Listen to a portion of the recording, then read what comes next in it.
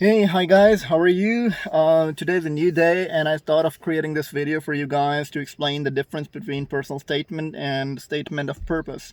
So, I'm gonna explain to you today, like, what kind of document is required by you when you're applying for a scholarship. So, the students who are applying for undergrad scholarships or undergrad admissions abroad, then they need personal statement. And the students who are applying for master's degree scholarships or admissions, then they need a statement of purpose. So let's begin with the first one, which is personal statement. And when you actually start writing your personal statement, then you have to make sure that you create a draft first. And as I said previously in my previous video, that the personal statement is actually something that makes a bridge between the extracurricular activities in which you have participated previously and the academic program that you wish to study in the next university. So it actually kind of makes a bridge between these two. So what you have to do is, like, for creating it in your first draft, you have to create two columns. The first column on the right side, left side of the page, and the second column in the right side of your page. And in the first column, you have to list down all the extracurricular activities in which you participated in. And in this other column, which is on the right side, you have to list down what are the reasons for you to choose that academic program, and how your extracurricular activities are going to help you in studying that academic program, and why you choose that university and that academic program, and what are your objectives and the goals and all that kind of stuff. So on one side you have extracurricular activities, and on the other you have academics. So then you have to actually make a bridge between these two. I mean, like, you have to connect these two. So once you start writing it, then you will get your first draft done. And after the first draft, you have to skim. I mean, like, you have to skip a lot of data because you may be adding unnecessary details. So after creating the first draft, you have to proofread it.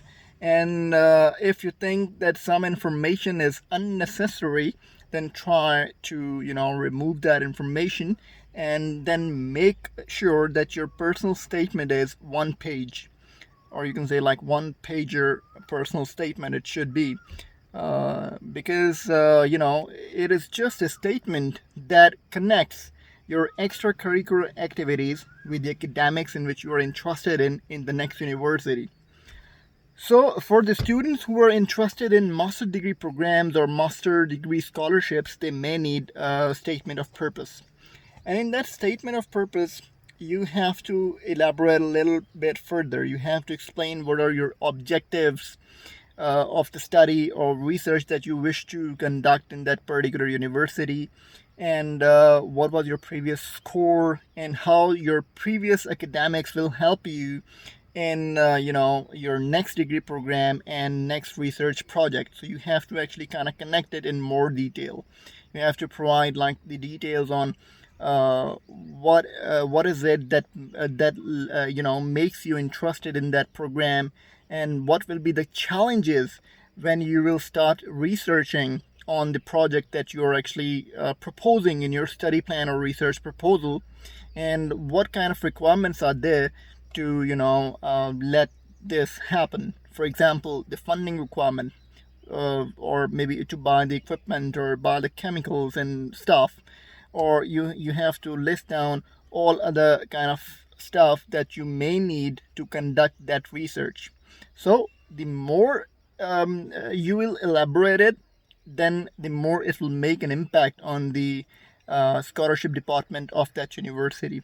So these are the two things that you have to make sure that you should complete before applying for any scholarship, because I guess almost all the scholarships, such as Chinese government scholarship, Turkish scholarship, and Australian award scholarship, New Zealand scholarship, all of these scholarship applications demand these two documents. So I hope, like, this video was helpful, and if I missed something in explanation, then comment down below your question, and I'll try to get back to you on that as soon as possible.